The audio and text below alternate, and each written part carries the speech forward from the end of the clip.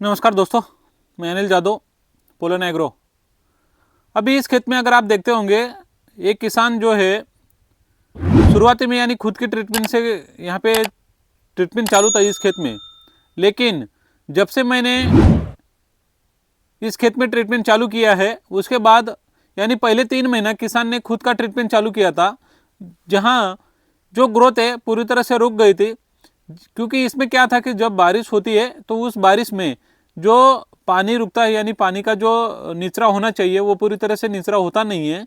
और वहाँ जिसने भी हम अगर खाद देते हैं तो खाद का जो नीचे लीचिंग होना चाहिए, प्लांट अपटेक करना चाहिए, तो वो पौधा जो है अपटेक करता नहीं है। तो इसके लिए इसकी फिजियोलॉजी मेन देखना चाहिए कि पानी का जो सॉइल पीएच है वो अगर एसिडिक होगा तो वहाँ में बेसिक करने के लिए यानी कि जो अल्कलाइन है, सलाइन है, अगर सलाइन होगा तो उसको न्यूट्रल करने के लिए, अगर अल्कलाइन होगा तो उसको न्यूट्रल करने के लिए हमें जो फिटकरी आती है, फिटकरी का उपयोग जो पोटेशियम एल्यूमिनियम सिलिकेट जो होता है उसका उपयोग इसके लिए करना चाहिए कि जहाँ अगर हम देते हैं, अगर मानो अपना जो पीएच है हाईली होगा अथवा एसिडिक होगा तो उसको बेसिक यानी एक न्यूट्रल करने के लिए वो ज़्यादा वहाँ काम करता है। नीचे अगर अपना टेम्परेचर, अपना जो सॉइल का पीएच है 6 के नीचे होगा तो उसमें फिटकरी का उपयोग नहीं करना चाहिए।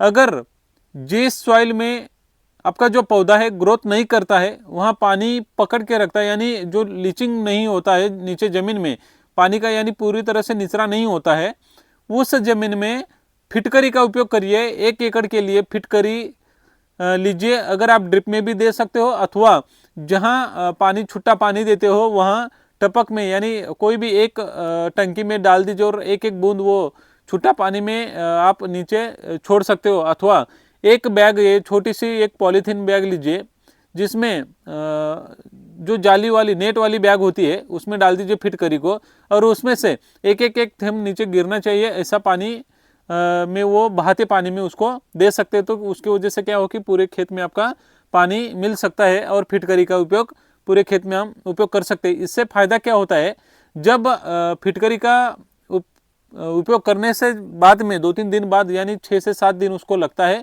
रिजल्ट हमें देखने के लिए। जैसे ही ये प्लांट को हम दे दिए तो 7 दिन के बाद वहाँ पे क्या होता है कि जहाँ हमने खाद दिया है पूरी तरह से अपटेक होता है, लेकिन वहाँ का जो मेन पीएच होता है, पीएच भी न्यूट्रल करता है। अगर अल्कलाइन होगा तो उसको न्यूट्रल करता है, 7.5 से 6.5 के बीच में ही उसका पीएच मेंटेन रखता है। इससे क्या होता है कि वहाँ की जो जड़ें होती है, तंतुमूल होता है, तंतुमूल बढ़ाने का काम वो करता है। यानी फिजियोलॉजी को अगर देखते हैं, ऊपर के पत्ते में ज़्यादा चौड़ाई पना लाता है और लंबाई लाती है। अगर केले की बात है, धान हो, धान में क्या अगर फिटकरी आप पानी के साथ बहाते हुए अगर दे सकते हो तो उसमें एक जो ज़्यादा फुटवा लाना चाहिए उसमें से ज़्यादातर फुटवा निकलता है। चाहे गेहूँ हो, गेहूँ में भी अगर आप देते हो तो उसमें एक पौधा है उसमें से अगर 4 से 5 फुटवा लाना है तो फिटकरी का उपयोग आप लोग करना चाहिए। फिटकरी आपको आसानी से दुकान पे मिल जाता है, अथवा एग्रीकल्चर शॉप है अथवा कोई भी गुड़ बेचने वाला है वहाँ पे आपको आसानी से मिल जाएगा। मार्केट में फिटकरी जो है एक बड़ा ढेपा यानी एक जैसे कि खांड का जैसा होता है उसके जैसा फिटकरी रहता है। इसका उपयोग काफ़ी तरह लोग जो केले में भी हो अथवा जो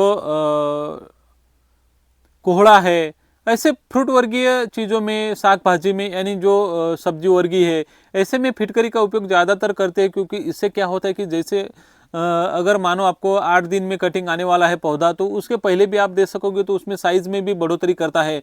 अगर जो दूधी है, दूधी होता है उसमें भी अगर आप दोगे तो 2-3 दिन में ही उसकी साइज़ बन जाती है। जो कद्दू होता है, कद्दू में भी साइज़ बन जाती है।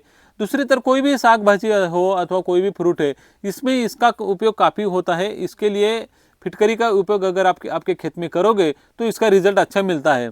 यही खेत में देखिए मैंने इसमें यूज करवाया है, इसमें ताकि ग्रोथ बढ़ सके। ग्रोथ से क्या हो, ग्रोथ बढ़ने में क्या होता है कि वहाँ का जो न्यूट्रल होती है, जो पीएच है न्यूट्रल करके फिर जैसे ही हमने खाद देते हो तो पूरा खाद ही पौधे को मिल जाता है। वरना क्या होता है कि जैसे ही खाद दिया वो वैसे को वैसे पड़ा हुआ रहता है, फिर वहाँ पे वहाँ की जो रूट है वो नहीं चलती है, ब्लॉक हो जाती है वहाँ। फिर वो निमेटोड का भी प्रॉब्लम आ जाता है।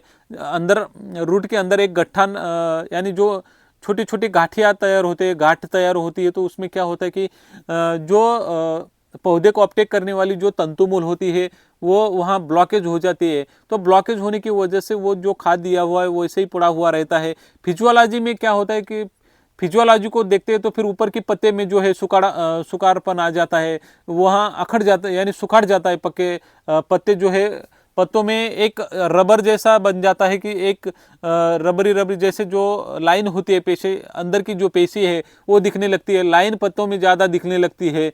इसकी वजह से क्या होता है कि जो क्वालिटी चाहिए, जो पौधे की क्वालिटी होनी चाहिए वो नहीं दिखती है। पौधे में ग्रोथ होना चाहिए तो वो नहीं दिखता है। पौधे की हाइट है वो भी नहीं दिखती है। नीचे की जो स्टेम का साइज है वो भी नहीं बनता है। तो इसके लिए इसका उपयोग करना चाहिए। और बीच बीच में ऐसा जब भी बंच होता शुरू होता है, केले की बात हो अथवा कोई भी फ्रूट की जो अवस्था होती है, फ्रूट चालू होने की अवस्थाएं होती है, उस समय अगर इसका उपयोग करोगे तो इसका भी काफ़ी अपने खेतों के लिए, फ्रूट के लिए, पौधे के लिए काफ़ी इसका उपयोग होता है। काफ़ी अच्छा इसका रिजल्ट मिलता है अगर आप इसका उपयोग करोगे तो। आगे जो भी किसान नया होगा तो इस चैनल को सब्सक्राइब करके बेल आइकॉन दबा दीजिए ताकि आपको नई नई खेती के बारे में नई नई जानकारी आपको मिलती रहे। धन्यवाद।